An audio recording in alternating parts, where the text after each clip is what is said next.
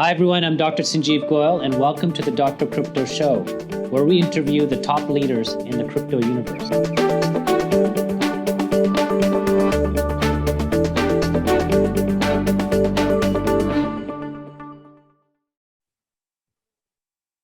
Hi everyone, I'm Dr. Sanjeev Goyal and today I have Mr. Gary Fowler with me for the Dr. Crypto Talk. And welcome Gary, how are you? Great. That's the first time I've ever heard anybody called Dr. Crypto. It sounds like a character from the Avengers or something. No, nefarious Dr. Crypto, beware. What do you think about that? That's true. So let's read, if you don't mind. I'm going to read a little bit of your bio. You have a bit of a longish bio, but I think I guess let me read a bit of it here. So Gary, you're the CEO, president, and co-founder of GSD Venture Studios, and you've co-founded top CIS accelerators GVA and Skolkovo Startup Academy, where over 30% of the companies went on to achieve success. Around 11 companies, successful IPO, and CKSW under his belt. I know what that means. Click software. Oh, okay, good. So basically, you've also been named top 10 most influential AI executives by Analytics Insight and one of the top transformational business leaders of 2019 by Industry Wired magazine. You're also a contributing writer for Forbes. So maybe that's a good start.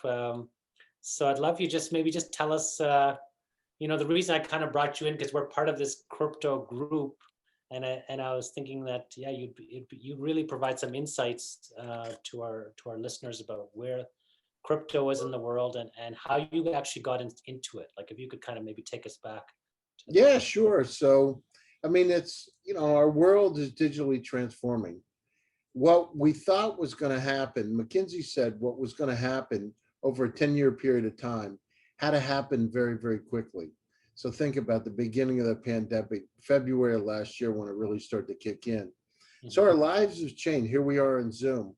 And I got to tell you, Sanjeev, 5 years ago, when I had Zoom and one of the early users, people were laughing at me when I was sent out a Zoom link. They said, I already have Skype. Why would I need Zoom? Well, and I said, because this is a lot better. And this is going to make our lives a lot better. And guess what? That's what happened. Imagine going from 30 million users to over 300 million users in a couple month period of time. Because the difference between now and the time of the Spanish flu in 1918 is we can still connect and we can still do business together, which is a beautiful thing. And it democratized the opportunities around the world. It really started to level the playing field. So everybody had an equal shot of being able to participate in this incredible global economy. So when we talk about crypto, let's think about what happens. Let's think about what's really happened in the world. That also is leveling the playing field.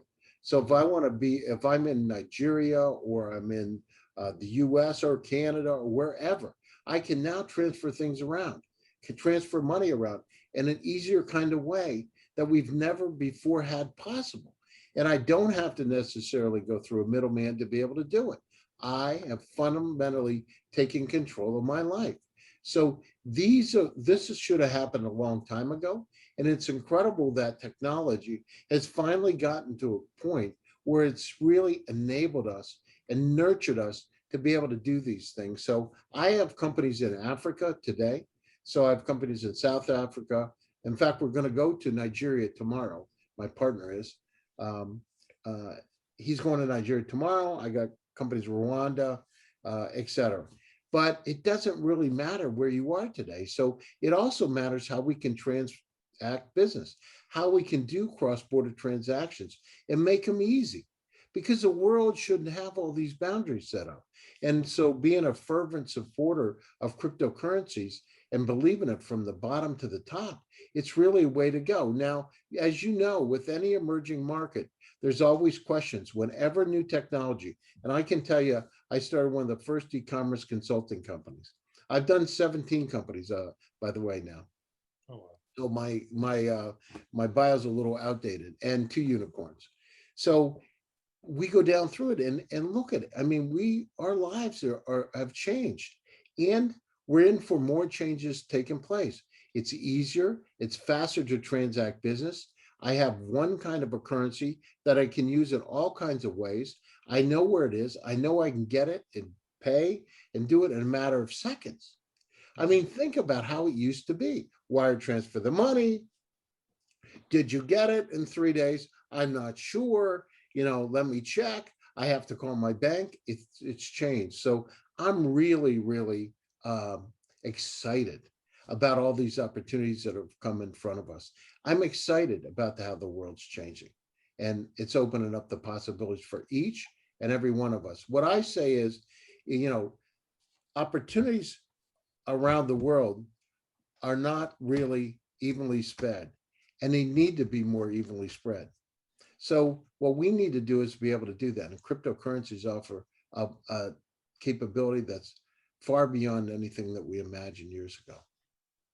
I just want to jump in just quickly, have Michelle introduce yourself. And if you want to jump in there, I didn't give you a chance at the beginning. Yeah, that's okay. So I'm dabbling a little bit into crypto. I'm interested in crypto. I'm interested in blockchain. You're big in AI. I'm really interested in learning your thoughts on how crypto and AI are going to go hand in hand, and what the future holds for both of them.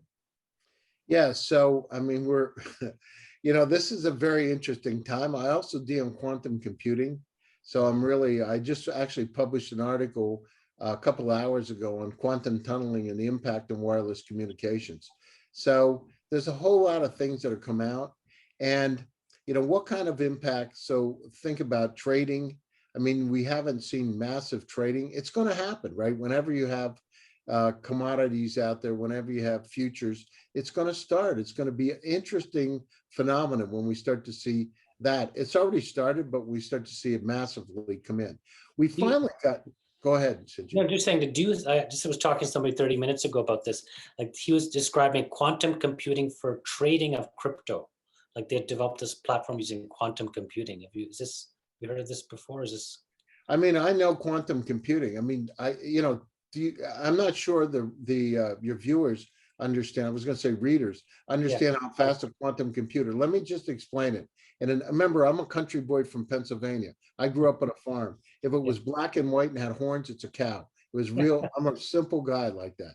So a quantum computer is 100 million times faster than a supercomputer today. Wow. So to put that in perspective, what would take 10,000 years on a supercomputer takes 200 seconds on a quantum.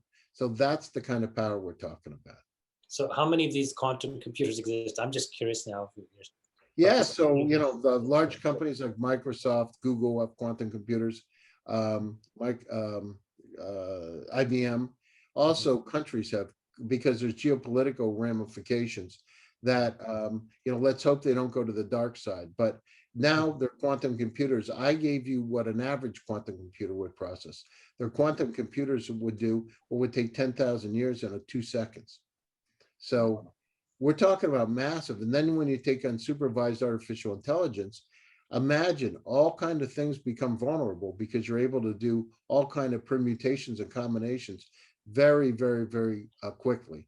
So, the other side on the crypto side is, how can we protect the crypto, the wallets, et cetera, when you start these massive systems that are coming out?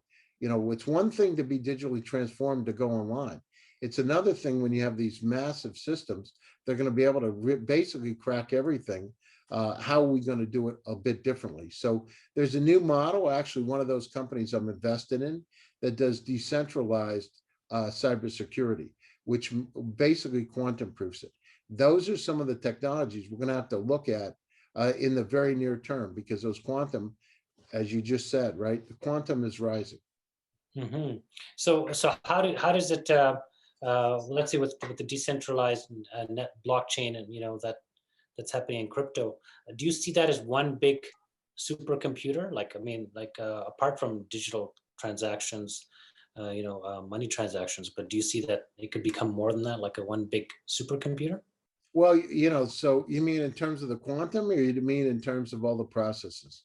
Well, I guess they add, like right now it's just processes, but could they be adding actual, quantum computer right to the blockchain or something. Is that Well, I possible? mean, it's anything's possible because you're talking about unsupervised AI that can actually create things, right?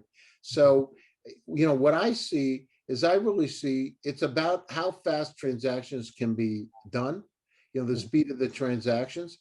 But then how do we, quantum computers will be used to be able to protect things like crypto networks, things like the blockchain, right? So you're going to have quantum computers. It's going to be interesting. It'll be, in my view, you're going to have like serve and protect your quantum computer. It's going to be like a RoboCop, right? And like a RoboCop that controls everything, kind Mhm. of deal. So what I see is, there's going to be synergy. There's going to be AI and blockchain synergy first, because Mhm. you're going to need to go down through and really for smart contracts, to be able to use the AI's encryption capabilities that are far better. But then you add quantum. Quantum comes over top of all of it, right? And it changes the domain. So I see more integration at the top, but in order to protect, you need to do decentralized cybersecurity, which is an entirely new way of looking at cybersecurity. In fact, I don't know of anybody else that has it on the market besides SplitByte. It's a new company that's in California. What is, just if you could explain in layman's term, how do you do decentralized cybersecurity? Yeah, so what you're doing is you're going down through and you're taking, so today there's encryption, right? Mhm. But a lot of the encryption's done this is not, I mean, we had Enigma. It's been, the methodology has been in existence. I basically encrypt it, but I keep it in one location. The difference is now is we're taking in multiple locations. And so if you have a number 4, when you put it down through the cybersecurity, this type of cybersecurity, decentralized, that 4 changes in shape. So a 4 may become a 1, a 1-4. And in each one of the locations, there's only a piece of it. So you never can figure Ah, out what it is, right? It's not like you can put it back together. You can't. You've got to understand the network. So what it does is it really changes the game in terms of our security. We don't think of it like that today. mhm. It's not like that. We encrypt stuff. We use passwords. I mean, let me tell you, hackers have no problem, for the most part, of being able to crack into anything they want. That's why the dark web has most people's social security numbers and things, right? It's cracked. So what we need to do is we come up with another way to be able to do it. The good thing is those technologies are coming to bear. But remember, whenever you have a quantum computer that can crack it, or to protect you, you got another one that learns how to crack it. It's just the way it is. It's just, the history of life is, whenever I had some type of the police protect, the bad guys come an action to be able to get around it. So if it's a lock, a special kind of a lock, they come up with a special kind of bolt cutters that'll cut through the lock. And then you got to make a different lock. Then you got to make a different that. Virus is the same way. So we're just coming up with new technology to be able to defend. The beauty about it is, Sanjeev, the beauty about it is, and I've had several conversations with astronauts, right? Christopher Altman is one of them. Per Wimmer, who's the founding member of Virgin Galactic, and we've got so much to explore. Think about it. We're going to be going beyond our borders, right? Our planet. There's 6 million Earth-like planets just in the Milky Way galaxy, an Mhm. estimated 200 trillion galaxies in the universe now. Mhm. Trillion. Hmm. This is crazy. So, not being a rocket scientist, but take 6 times 200 trillion. What's the chance there's going to be something out there? Yeah. So, and now we're going, how do we do this? Before we couldn't take gold and take it with us. How can we go down and take what we want with us? So we move to another planet. And this isn't, we're talking about, Mars, going to Mars in, 20 years, less than 20 years, actually. And colonization of other planets, it's going to happen. So how could we carry it with us? What crypto is doing is already starting to give us really a foundation to be able to do things wherever we are, whenever we need to do it. It changes it.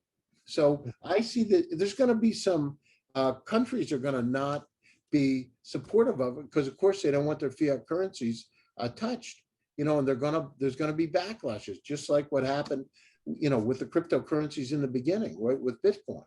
Oh, it's drug dealers, it's this, it's that. Now there's a full embrace of it. It's going to move forward. I do know this, though. I started one of the first e-commerce consulting companies back in the late 90s. And people said, e-commerce is never going to take off. Nobody's going to do it. Why would I ever put my credit card online? This is real stories. Amazon's a bookseller. That was at the time. And I'm like, guys, this is going to change. The same thing with, think about it. I want to buy a property and I'm here in the United States or Canada, and I want to buy a property in India.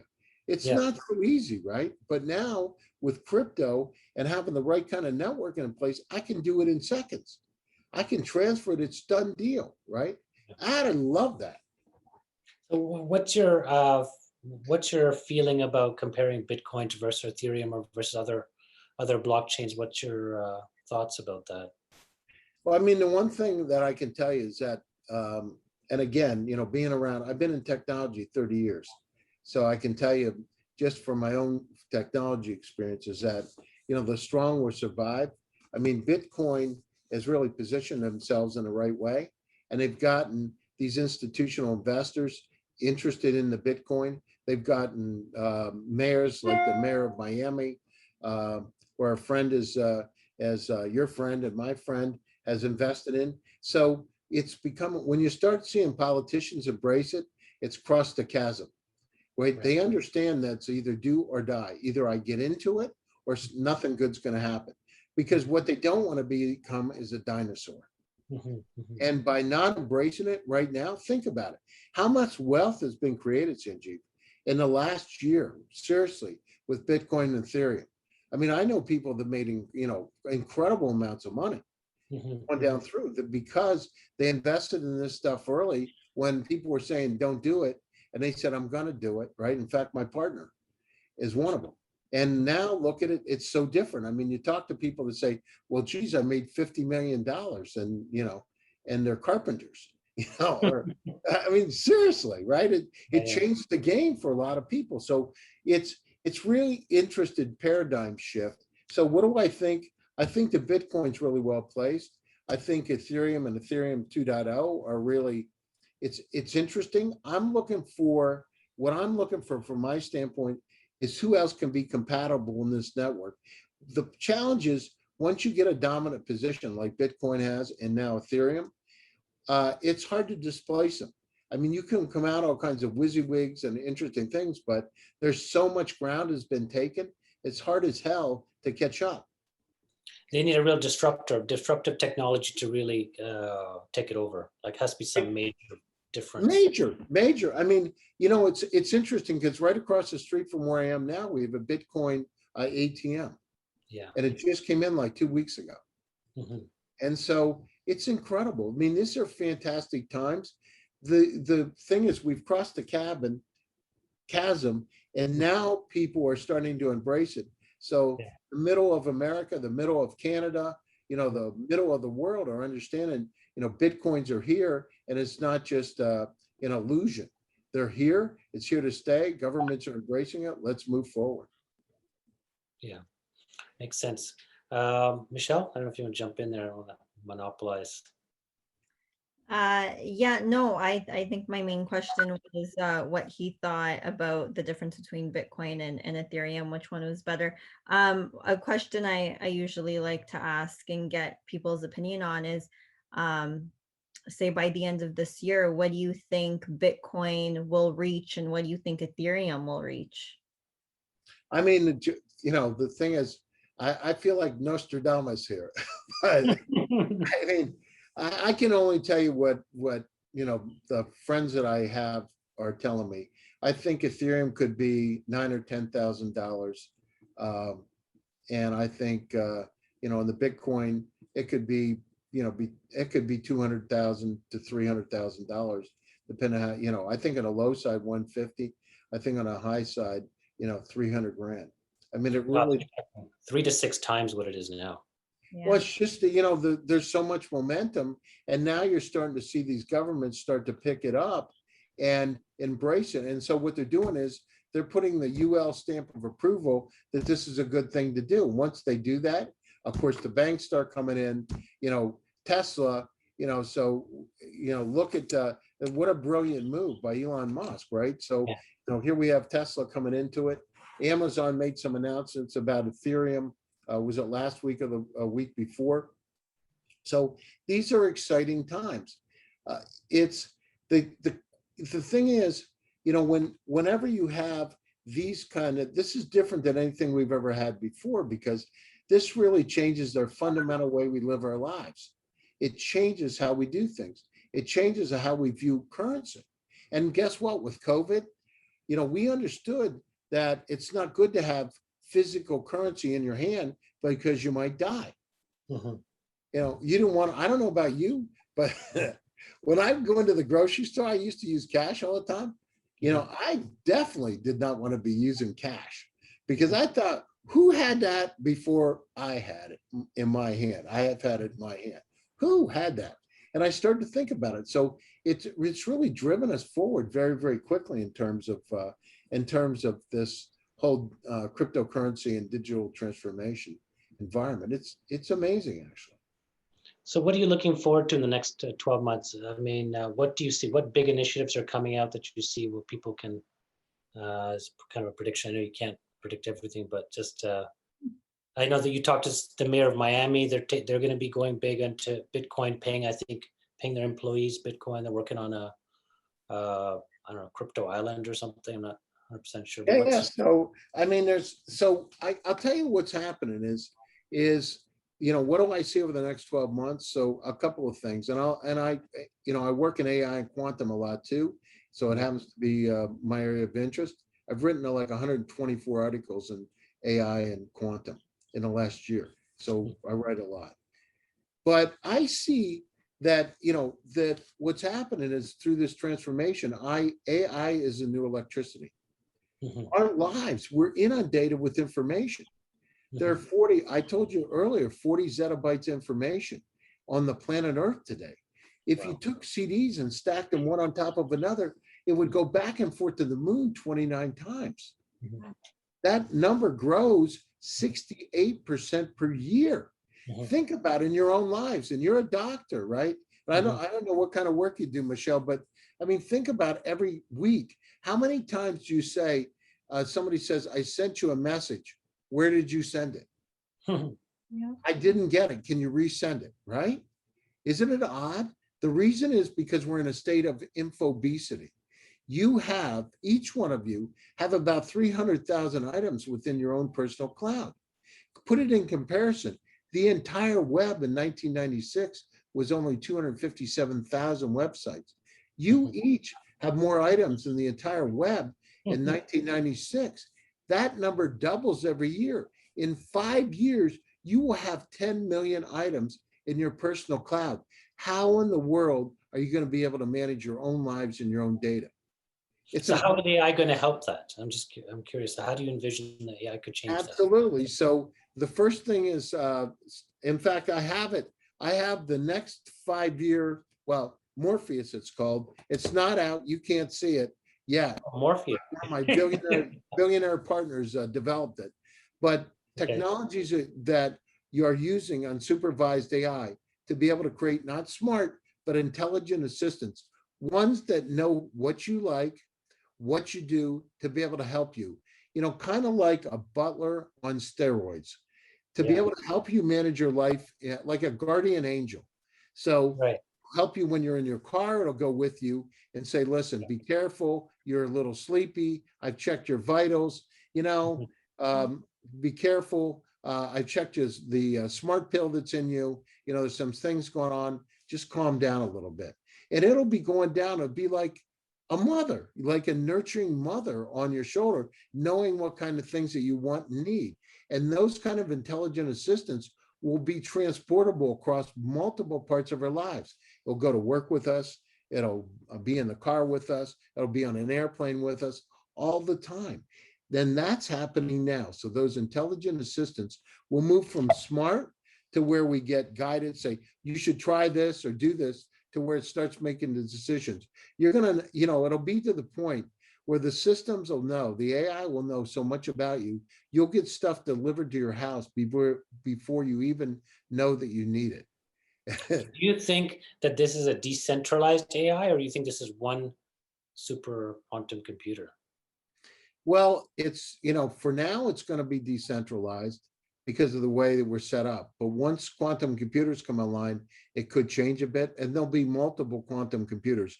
There won't be one. But you remember, they're, like the memory on a quantum computer is on photons. And it's not bits and bytes and 0, 1. It's really looking at qubits and superposition where they can achieve different levels at any one time. That's why they're so fast. So what I see is multiple quantum computers out there, but I also see us living to 150 years old too. So as you know, doctor, I mean, you're more qualified than myself, but that's where it's headed, to live a whole lot longer and a better quality of life. Yeah, I think that this the personal assistant that can help give you recommendations, or how to sort out the data, and potentially with your health as well. That would be very helpful, I think. Hopefully Well, imagine as a doctor, you have your own assistant there that's actually, so imagine something like a Google Glass, but this is like a Google Glass on steroids. So it's looking at the patient, taking temperatures, doing all kinds of things, looking in their eyes, doing these calculations, understand what the medical records were in the past, coming back and say, these are some of the things you might want to take a look at, to just make your job a lot easier than you have today. So those are the kind of things that are coming out, and those are the kind of things that are exciting. Also, genomes, genomics, gene splicing, gene splitting, so we can actually forget about having those diseases. We can actually cut them out. Mm-hmm. That's awesome. Maybe we should, I think maybe ending it off a little bit. What's the biggest thing you want to kind of tell our viewers that they should to take from today? Like what's the piece that's kind of making you super excited? You want them to know? That there's so much positive energy, and that each one of us out here can make a dent in the universe, and to give. We're working in Africa. Actually, we're going to Nigeria tomorrow. My partner's going over there. I'll be connected via the web. But to be able to make a little dent in the universe, and intellectual capacity is evenly spread around the world, but opportunities are not.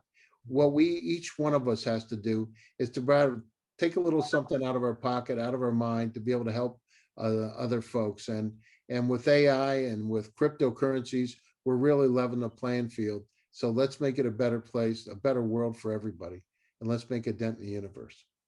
That's awesome. That's so inspiring, and that's why I reached out to you, because I was looking at the work you're doing, and it's really game changing. And I know you also run a podcast show yourself, and you're interviewing so many interesting, great people. So I think you have such a great perspective to share with everyone.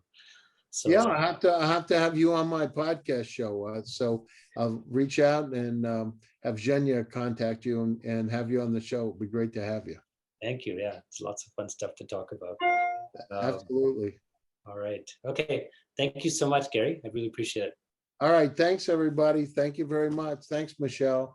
Take care of yourselves. Have a great evening, and God bless, and stay safe. All right. Take care. Yeah. Yep. Bye-bye.